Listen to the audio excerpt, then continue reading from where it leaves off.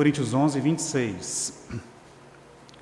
Paulo tem um relato do que Jesus fez na última ceia, basicamente das palavras dele na última ceia. E no versículo 26, o Paulo fala assim, para os coríntios, né? Porque todas as vezes que comerdes este pão e beberdes o cálice, anunciais a morte do Senhor até que Ele venha.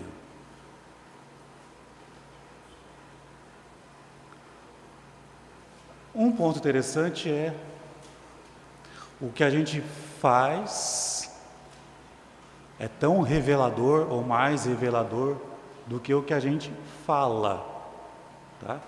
Quando nós comemos e bebemos do pão, bebemos do cálice, nós estamos anunciando a morte de Jesus. Nós estamos falando para o mundo, Jesus morreu.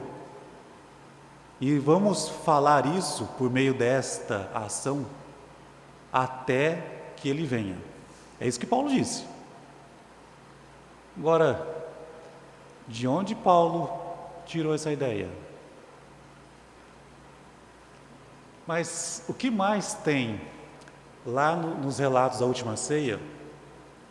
Lá tem, Jesus se reúne com os discípulos, Jesus pega um pedaço de pão, distribui e diz, isto é meu corpo. Pega o cálice, distribui e diz, isto é o meu sangue. O que mais que ele disse?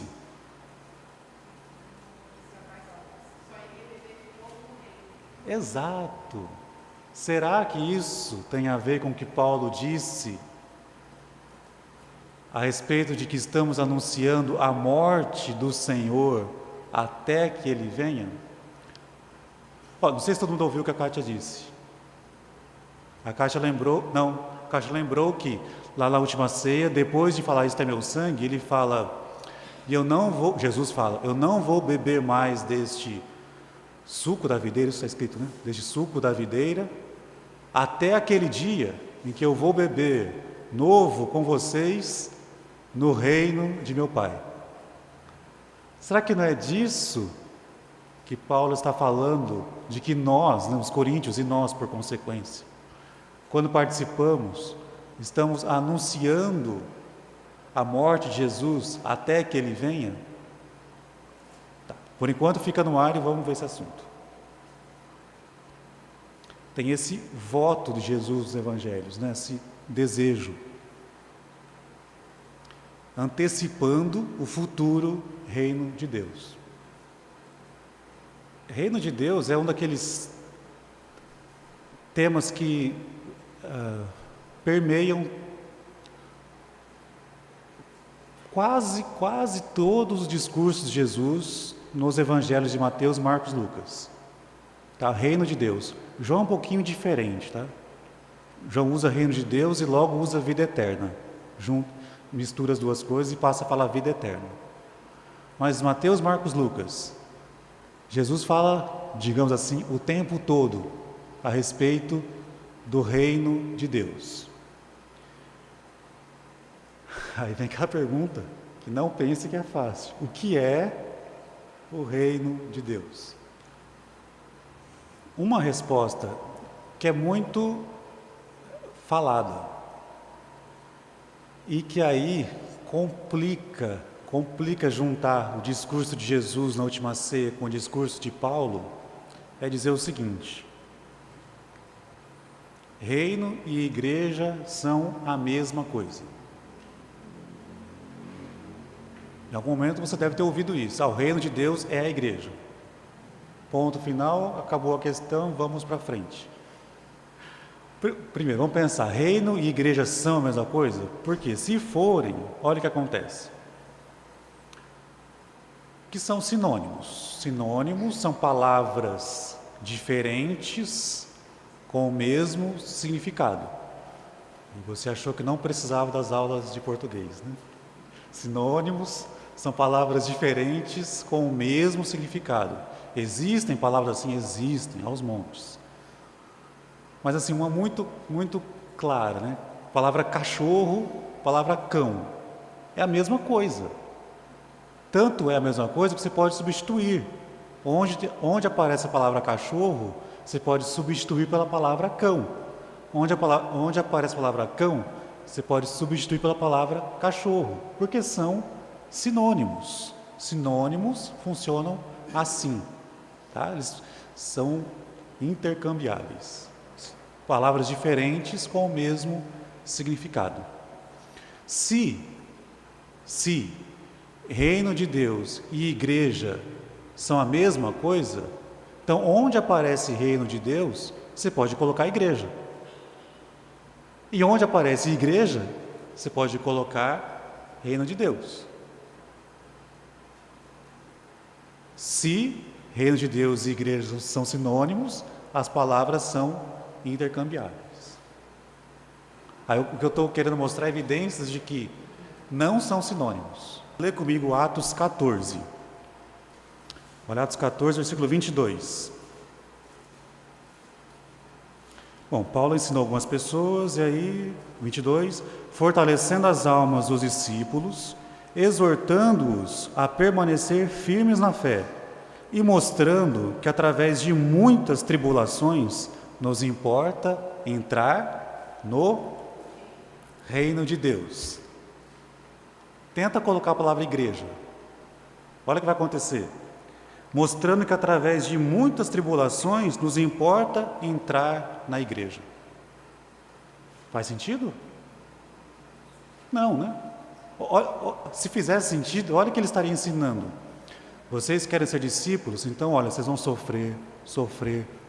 Depois de terem sofrido muito, vocês vão entrar na igreja. Não. Não dá para trocar, não dá para pegar aqui a palavra reino de Deus, colocar igreja e o texto continuar fazendo sentido. Não são sinônimos. Olha Gálatas 5, 21. Inveja, bebedice, glutonarias e coisas semelhantes a estas, a respeito das quais eu vos declaro, como já outrora vos preveni, que não herdarão o reino de Deus os que tais coisas praticam. Tenta colocar a igreja aí. Os que tais coisas praticam não vão herdar a igreja. Bom, o que é herança? Tenta colocar a igreja. Olha, essas pessoas não vão ter como herança a igreja. Mas a igreja é posse de alguém?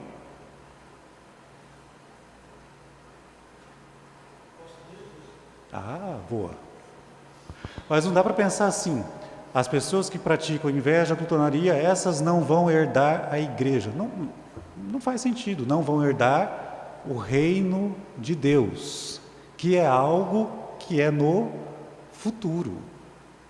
Por isso que eu gostei daquela de que antecede. Sim, igreja é algo que acontece agora, no presente. Reino de Deus, por esses versículos, Atos 14, 22, Gálatas 5, 21, é algo que ainda aguardamos. No futuro, herdaremos o reino de Deus. Depois de muitas tribulações, segundo Atos, herdaremos o reino de Deus. Sinônimos você pode simplesmente trocar. Só que eu estou querendo mostrar, peguei só 2 textos, tá? Mas pegue todos os textos que tem reino de Deus e coloque igreja. Você vai ver que não funcionam. Pegue todos os textos que tem igreja, coloque reino de Deus. Não funciona. Mas tem outro jeito de entender? Tem. Então vamos lá. Lucas 14, versículo 15.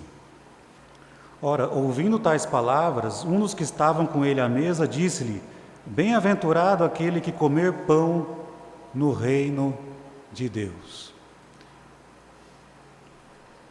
Bem-aventurado aquele que comer pão no reino de Deus. Tá, sozinho esse versículo não explica o que é o reino de Deus. Só que olha um pouquinho antes o que está acontecendo.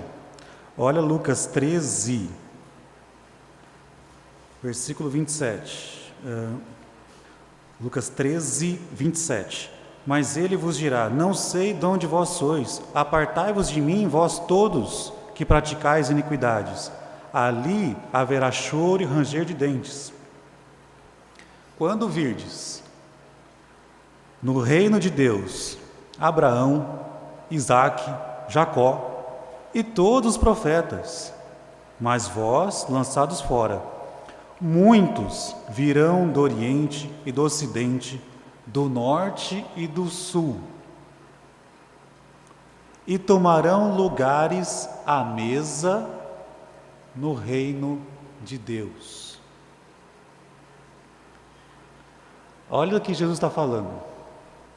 No reino de Deus estarão Abraão, que na época de Jesus estava morto, Isaque, Jacó, todos os profetas.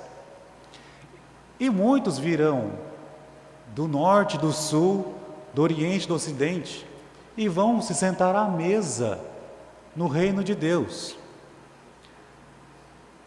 Muitos virão do norte, do sul, do oriente e do ocidente, novo êxodo. E vão se sentar à mesa no reino de Deus. Como assim? Olha esse mesmo capítulo, Lucas 14, versículo 14. Lucas 14, 14. Finalzinho. A tua recompensa, porém, tu a receberás na ressurreição dos justos. Ressurreição dos justos. No dia da ressurreição, aí sim, o novo êxodo vai se completar. Muitos virão do norte, do sul, oriente, ocidente. Os justos, os patriarcas, os profetas vão ressuscitar, vão voltar à vida e vão se sentar à mesa juntos. Esse é o reino de Deus. É esse reino que nós aguardamos. O que acontece com a ressurreição, o que acontece na vinda do Senhor Jesus. Agora lê comigo Mateus 26, por exemplo, Mateus 26. Vamos ler a partir do 26 rapidinho. Mateus 26, 26. Enquanto comiam, tomou Jesus um pão, abençoando-o, partiu, o deu aos discípulos, dizendo: tomai, comei, isso é o meu corpo. A seguir tomou um cálice e, tendo dado graças, o deu aos discípulos, dizendo: bebei dele todos, porque isto é o meu sangue, o sangue da nova aliança, derramado em favor de muitos para a remissão de pecados. E digo-vos que desta hora em diante não beberei desse fruto da videira, até aquele dia em que hei de beber novo convosco no reino de meu Pai.